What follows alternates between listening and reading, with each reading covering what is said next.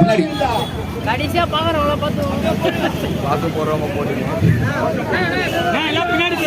மத்தியில் ஆளுகின்ற RSS பின்புலமாக விளங்குகின்ற பிஜேபி அரசை, பாரதிய ஜனதா அரசை கண்டிக்கின்ற வகையில் மக்களுக்கு இன்றைக்கு ஏற்படுத்தி இருக்கின்ற இந்த இன்னலை துடைக்கின்ற வகையிலே தமிழ்நாடு மகிழா காங்கிரஸ் சார்பாக தமிழ்நாடு மகிழா காங்கிரஸ் கமிட்டியுடைய தலைவர் அருமை சகோதரி ஹஸ்னா சையத் அவர்களுடைய தலைமையிலும் வடசென்னை கிழக்கு மாவட்ட காங்கிரஸ் கமிட்டி மகிழா காங்கிரஸ் கமிட்டியுடைய தலைவி தாரணி திரவியம் அவர்களுடைய முன்னிலையிலும் ராயபுரம் தொகுதி மகிழா காங்கிரஸ் தலைவி தங்கமணி அவர்களுடைய முன்னிலையிலும் RK நகர் தொகுதியினுடைய பாக்கியலட்சுமி அவர்களுடைய முன்னிலையிலும் இங்கே மத்திய அரசை கண்டித்து சிறப்பாக இங்கே இந்த கண்டன ஆர்ப்பாட்டம் நடைபெற்றுக் கொண்டிருக்கின்றன.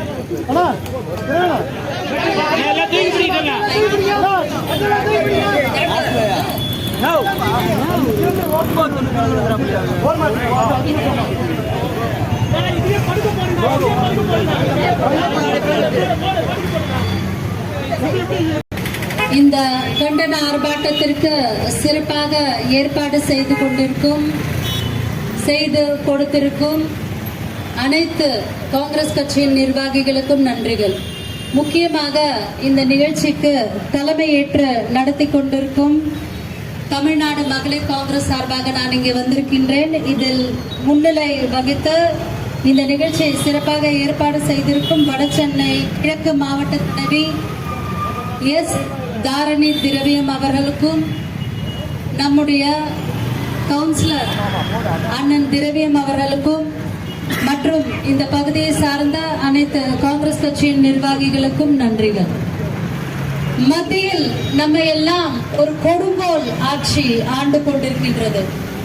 இவர்களுக்கு RSS சித்தாந்தம் தான் இவர்களுடைய கொள்கை. கற்காலத்திற்கு நம்மை கொண்டு செல்லும் மோடி. காங்கிரஸ் IT ரெவல்யூஷனை கொண்டு வந்து நாட்டை அந்த அளவுக்கு முன்னேற்ற பாதையில் கொண்டு சென்றது. ஆனால் மத்தியில் ஆண்டு கொண்டிருக்கும் மோடி அரசோ கேடி அரசு போன்று செயல்பட்டு கொண்டு ஒரு படிப்பறிவில்லா ஒரு பாமரரான நம்முடைய காமராஜர் ஆண்ட தமிழ்நாடு இது.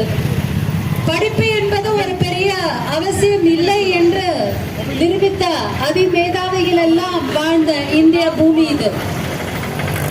இதில் ஒரு வெளிநாட்டு கொள்கையை பற்றியும் அறியாமல், சயின்டிபிக் நாலேஜ் என்பதே இல்லாமல் நம்ம எல்லாம் கற்காலத்திற்கு சென்று கொண்டிருக்கும் மத்தியில் ஆண்டு கொண்டிருக்கும் பாஜக மோடி அரசை தமிழ்நாடு மகளிர் காங்கிரஸ் வன்மையாக கண்டிக்கின்றது. இன்று நம்மளுடைய பொருளாதாரம் அதல பாதாளத்தில். GST பத்தி கேட்டா இவர்களிடம் பதில் சொல்ல வாய்ப்பில்லை. நம்மளுடைய பினான்ஸ் மினிஸ்டர் அவரிடம் நிர்மலா சீதாராமன் அவர்களிடம் ஏன் விலைவாசி உயர்கிறது என்று கேட்டால், நான் வெங்காயமே சாப்பிடுறதுல சொல்றேன், வெங்காய அமைச்சர் தான் நமக்கு இன்னைக்கு பினான்ஸ் மினிஸ்டரா இருக்காங்க. எத்தனை பேரோட பேரு மத்தியில் இருக்கக்கூடிய அமைச்சர்களோட பெயர் நமக்கு நல்லா தெரியுது. யோசிச்சு பாருங்க. அந்த காலத்துல சிதம்பரம் அவர்கள், மன்மோகன் சிங் அவர்கள், பாஜக வாஜ்பாய் கவர்மெண்ட்ல கூட சுஷ்மிதா சுவராஜ் அவர்கள், அப்படின்லாம் ஒரு இன்டெலக்சுவல்ஸ் நம்மளை ஆண்டு கொண்டிருந்தார்கள். அகில உலகமே இந்தியாவின் பொருளாதாரத்தை பார்த்து வியந்து கொண்டிருந்தது. அதுல பாதாளத்தில் இந்திய பொருளாதாரம், உலக பொருளாதாரம் இருந்த போது கூட மாமேதைகளான மன்மோகன் சிங் அவர்கள், அப்போதைய பினான்ஸ் மினிஸ்டரான சிதம்பரம் ஜி அவர்கள், இவர்கள் எல்லாம் தலைமையேற்று நடத்தி கொண்டிருந்த போது பொருளாதாரத்தில் இந்தியா கீழே செல்லவே இல்லை. உலக அளவில் வெளிநாட்டு கொள்கைகளுக்கு, வெளிநாட்டு உறவுகளுடன் ஒரு சுமூகமாக உறவை பேணுவதில் எப்போதுமே காங்கிரஸ் ஒரு முன்னுதாரணமாக இருந்துள்ளது. ஆனால் இப்ப அவருக்கு வெளிநாடு பத்தியும் என்னன்னு தெரியல. மோடி அவர்களுக்கு டைப்பா ட்ரெஸ் பண்ணிக்கணும். காலையில ஒரு ட்ரெஸ், சாயந்தரம் ஒரு ட்ரெஸ், அவ்வளவுதான் அவருக்கு தெரியணும். இந்தியாவில் இருக்கக்கூடிய இஸ்லாமியர்களை வெறுப்பாரு. ஒரு நாள் கூட நோன்பு மாதத்தில் இஃப்தியார் நிகழ்ச்சி அவர் செஞ்சதே கிடையாது. இந்தியாவில் இருக்கக்கூடிய இஸ்லாமியர்கள் வீட்டை புல்டோசர் வச்சு தகர்ப்பாரு. ஆனா வெளிநாடு வாழ் அரபுகள், ஷேக்குகள், அதாவது ஷேக் ட்ரெஸ் அவருக்கு பிடிக்கும் போல் இருக்கு.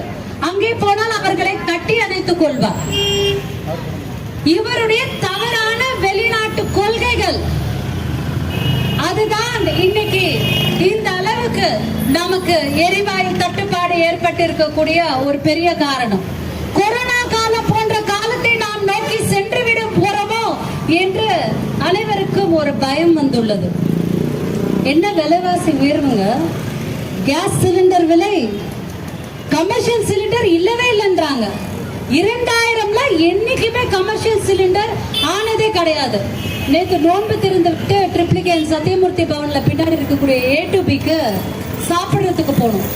அவங்க என்ன சொல்றாங்க, அதுல இருக்கக்கூடிய ஒரு சில உணவு வகைகளை குறிப்பிட்டு இது மட்டும்தான் இருக்கு, மற்றதெல்லாம் இல்ல. A2Bல ஏங்க அப்படின்னு கேட்டா சிலிண்டர் இல்லைங்க, இவ்வளவுதான் எங்களால குறுகிய அளவு தான் சமைக்க முடியுதுன்றாங்க. அப்ப நீங்க யோசிச்சு பாருங்க, எத்தனை பேச்சுலர்ஸ், எத்தனை காலேஜ் படிக்கிற பொண்ணுங்கெல்லாம் இன்னைக்கு ஹோட்டல் உணவை மட்டுமே நம்பி இருக்கின்றார்கள். இல்ல இந்த சிறு குறு தொழில் செய்யக்கூடிய வியாபாரிகள், ஹோட்டல் இண்டஸ்ட்ரீஸ் நடத்தக்கூடிய வியாபாரிகள், இவங்க எல்லாம் என்ன பண்ணுவாங்க? இல்ல ரோட்டோரமா நடத்தக்கூடிய டீ கடை, பஜ்ஜி கடை, நம்ம கடலோரமா இருக்கக்கூடிய மீன் கடை, இவங்க எல்லாம் என்ன பண்ணுவாங்க? கற்காலத்திற்கு நம்மை கொண்டு செல்லும் கேடி மோடி அரசு இது. இன்னைக்கு நம்மளுடைய பெண்களோட சூழலை நீங்க யோசிச்சு பாருங்க. குடும்ப பெண்கள், கணவர்களோட சம்பளம் உயருதானே? இல்ல, ஆனா சிலிண்டர் விலை மட்டும் உயருது. அப்படியே சொல்லி வச்ச மாதிரி உயருது. அதுவும் இப்ப பெரும் தட்டுப்பாடு ஏற்பட போகுது. சிலிண்டர்ல 21 நாள் 25 நாள் கழிச்சுதான் வரப்போதா. எப்படி நான் சமைப்பீங்க எல்லா சிலிண்டர் இல்லாம? அடுப்பூதும் பெண்களுக்கு படிப்பதற்கு என்ற காலகட்டத்தில் இன்று கற்கால மோடி அரசு நம்ம எல்லாம் கொண்டு செல்கிறது. இந்த அரசோட பேர் என்ன? கல்மணம் படைத்த கற்கால மோடி அரசு. என்ன பேரு? கற்கால மோடி அரசு. இவர்கள் அந்த காலத்தில் இருந்த ஆதிவாசிகளை போன்றுதான் இவர்கள் வாழ்கிறார்கள். அவங்கள போலவே நாம வாழணும்னு நினைக்கிறாங்க. அவர்களுடைய கொள்கைகள் அப்படிதான் இருக்கு. RSS சித்தாந்தம் அப்படிதான் இருக்கு. RSSல பெண்களை அடுப்பூதியே வச்சிருப்பாங்களாம்.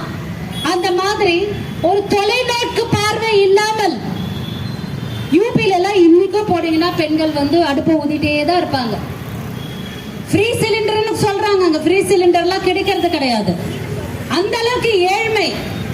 தமிழகம் எவ்வளவோ பரவாயில்ல, நம்ம கத்திரிக்காவே இல்ல தக்காளியே இந்த மாதிரி அடுப்புல சுட்டு அதை பெனஞ்சு அதுல கொஞ்சம் மிளகாவையும் உப்பையும் பிசைஞ்சு ரேஷன் கடையில கிடைக்கக்கூடிய ஃப்ரீ கோதுமை வாங்கி சப்பாத்தி சுட்டு சாப்பிடுற அளவுக்கு தான் அங்க பொருளாதாரம் இருக்கிறது.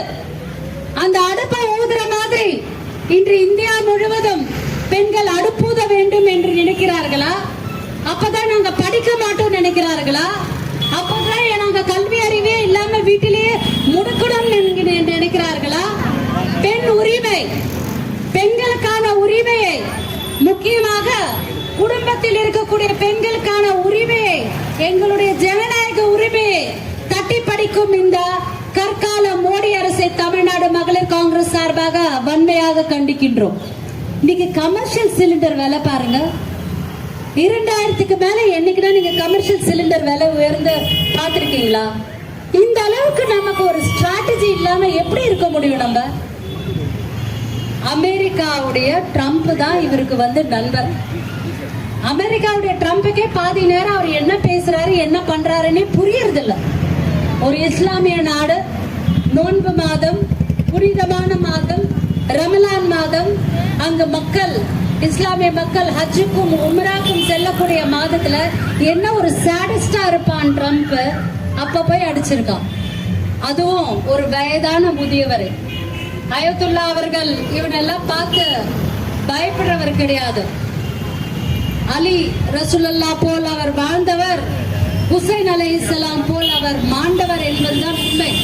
இன்டெலிஜென்ஸ்ல இருந்து அவருக்கு எப்பவோ ரிப்போர்ட் வந்துடுச்சு, நீங்க அண்டர் கிரவுண்ட்ல போயிடுங்க, தாக்க போகிறார்கள் என்று. ஆனால் அந்த மனிதர் எதற்கும் அசரவில்லை. அப்படிப்பட்ட இஸ்லாமிய விரோத, சிறுபான்மை விரோத மக்களோடு தான் பாஜகவிற்கு கூட்டணி. ட்ரம்ப் தான் அவருக்கு ஃப்ரெண்டு. ஒரு கால் ட்ரம்ப் கால் பண்ணி சொன்னாரா போற நிறுத்திட்டாங்களா நம்ம இந்தியாவில். இதெல்லாம் என்னங்க? நம்மளுடைய பாரத பிரதமர் மோடியா இல்ல ட்ரம்பா? இது இந்திய ஜனநாயகமா இல்ல யுஎஸ் வல்லரசா? நம்ம இன்னைக்கு அதிகப்படியான ஒரு போர் சூழல், உலகமே பதற்றமாக இருக்கக்கூடிய ஒரு போர் சூழல். ஏரோஸ்பேஸ் எல்லாம் மூடிட்டாங்க. ஏரோஸ்பேஸ் என்னன்னு தெரியுமா?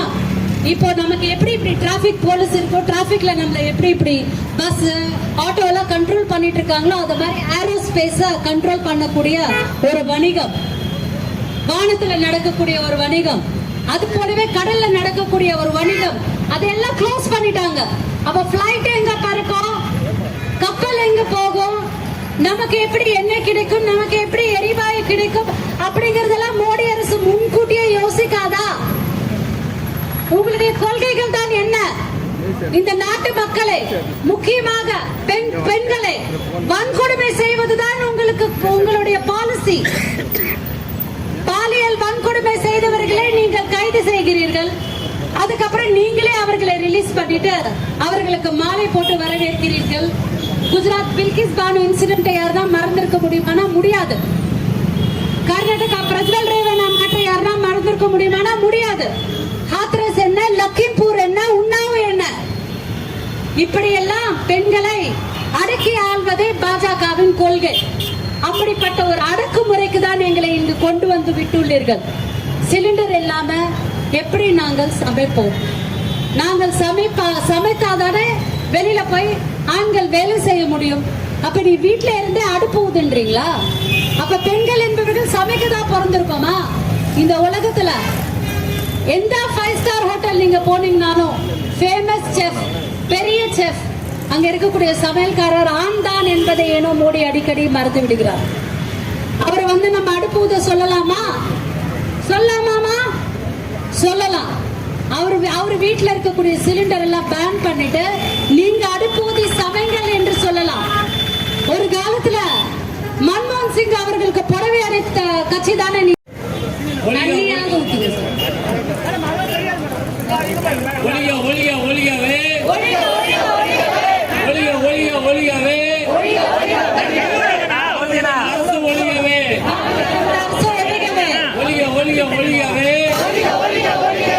மோடி அரசு ஒழியவே, வஞ்சிக்காதே வஞ்சிக்காதே வஞ்சிக்காதே வஞ்சிக்காதே மக்களை வஞ்சிக்காதே, உயர்த்தாதே உயர்த்தாதே கேஸ் விலையை உயர்த்தாதே, உயர்த்தாதே உயர்த்தாதே கேஸ் விலையை உயர்த்தாதே. மோடி அரசே, மோடி அரசே, மோடி அரசே, கேடி அரசே, மோடி அரசே, மானகட்ட அரசே, உயர்த்தாதே உயர்த்தாதே கேஸ் விலையை உயர்த்தாதே, உயர்த்தாதே உயர்த்தாதே கேஸ் விலையை உயர்த்தாதே. இது மகிழா காங்கிரசின் ஆர்ப்பாட்டம், போராட்டம், இது போராட்டம், இது காங்கிரஸ் கட்சியின் போராட்டம். உயர்த்தாதே உயர்த்தாதே கேஸ் விலை உயர்த்தாதே, உயர்த்தாதே உயர்த்தாதே கேஸ் விலை உயர்த்தாதே. மானங்கெட்ட மோடி அரசு, கேடுகெட்ட மோடி அரசு, கையாளாத மோடி அரசு, உயர்த்தாதே உயர்த்தாதே கேஸ் விலை உயர்த்தாதே. விழமாட்டோம் விழமாட்டோம், காங்கிரஸார் விழமாட்டோம், விழமாட்டோம் விழமாட்டோம், காங்கிரஸார் விழமாட்டோம். அன்னை சோனியா காந்தி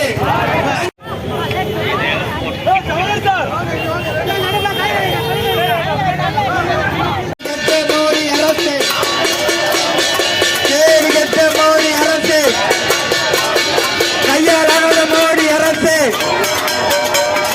ஆர்ப்பாட்டம், இது ஆர்ப்பாட்டம், இது மகிழா காங்கிரசின் ஆர்ப்பாட்டம். ராகுல் காந்தி இந்திய தேசிய காங்கிரஸ் இந்திய தேசிய காங்கிரஸ் இந்திய தேசிய காங்கிரஸ் உயர்த்தாதே உயர்த்தாதே கேஸ் விலையை உயர்த்தாதே மானங்கெட்ட மோடி அரசு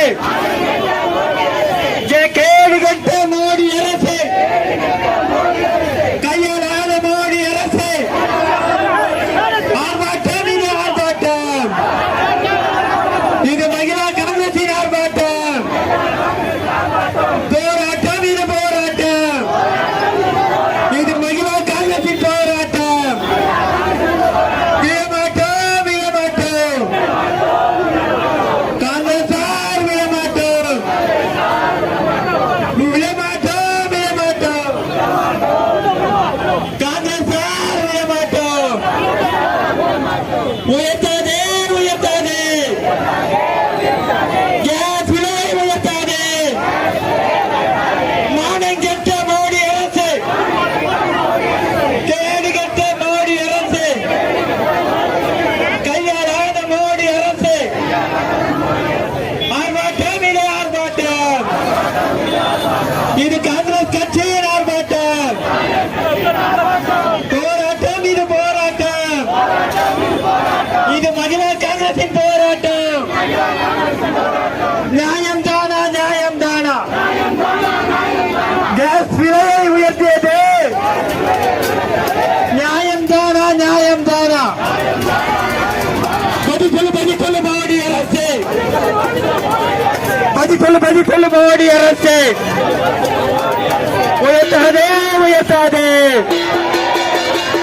கேஸ் விலை உயர்த்தாதே உயர்த்தாதே உயர்த்தாதே